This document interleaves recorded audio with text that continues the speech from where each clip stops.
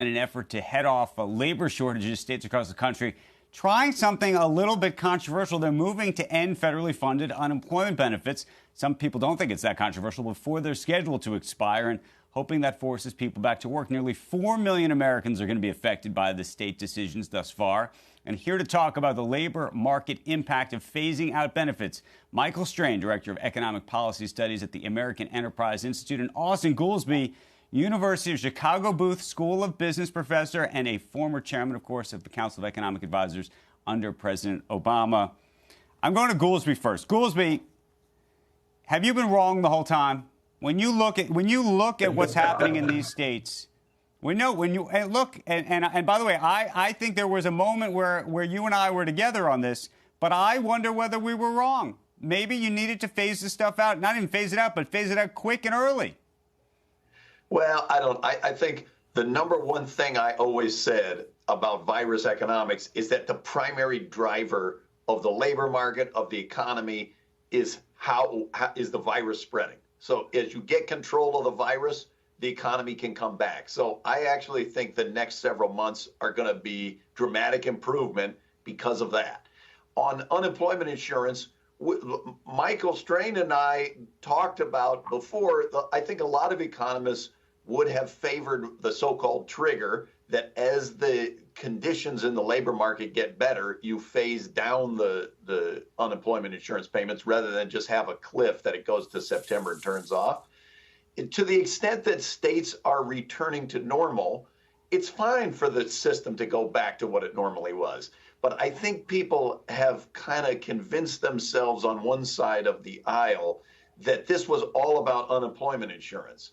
And the thing is, unemployment insurance doesn't explain why you're seeing middle and high income occupations with labor shortage, why you're seeing labor shortages in other countries where they're recovering, like the UK or Canada and places like that. And it doesn't explain all the other supply chain shortages that are going wrong. The main thing that's happening is that the economy is trying to reopen after the winter, dust out the spiders, and get back to work. And I think cutting off unemployment insurance in places where the market is not back to normal, I think is going to lead to more suffering. And as the data so far suggests, has not led to a big ramp up in job search activity by people.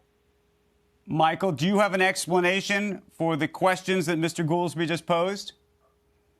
Well, I agree with Austin that a lot of economists were interested in triggers. 7% unemployment was a commonly used trigger in proposals that advocated for triggers. The national unemployment rate is well below 7%.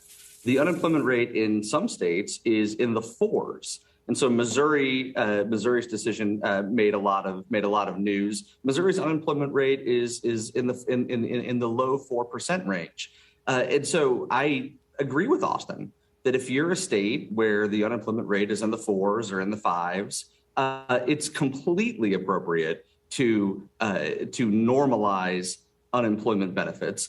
I think I also agree with Austin that this is not the only factor at play. We're seeing some early retirements. We're seeing lingering issues with childcare and school closures. Both of those factors are keeping people out of the workforce, and that's making it harder for employers to find workers.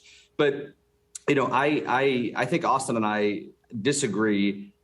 Fundamentally, I think it was appropriate for governors to step up and terminate these benefits in the month of June. I think it would have been better to do it in the month of May. We can argue about March or April, but I think by the time we hit May, these benefits were doing more harm than good. Look, with the $300, that creates a situation where half of workers have a higher income from unemployment benefits than they had in their previous job from working.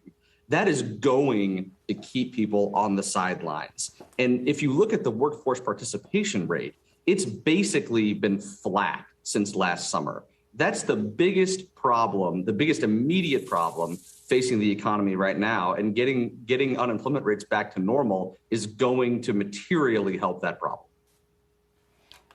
Austin, Do you agree at some level this became too political? That this wasn't just driven by numbers, but it was driven by politics in terms of the Democrats specifically who were pushing to keep these benefits in place? Well, and that from the moment they were passed with the CARES Act last year, you had the Republicans saying that this was the main thing that was leading the unemployment rate to be high. I think the whole situation was a big political mess. I do agree with that. And therefore, when you look at it now, can you agree with Michael with this idea that maybe some of these states should have very well pulled the benefits and pulled them earlier? Well, I mean, we're back to the same original question. The two things I observe are not Michael, but most of the people saying that unemployment insurance needs to be cut off and is the source of the problem have been saying that for more than a year. And they were clearly wrong when they were saying it before. So I'm not inclined to listen to that argument. On the argument Michael? of May versus June versus July, I think it depends on which state.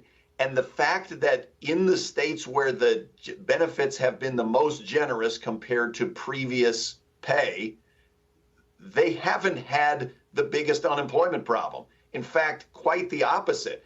It's in places where the unemployment insurance is the biggest, the replacement rate has been the highest.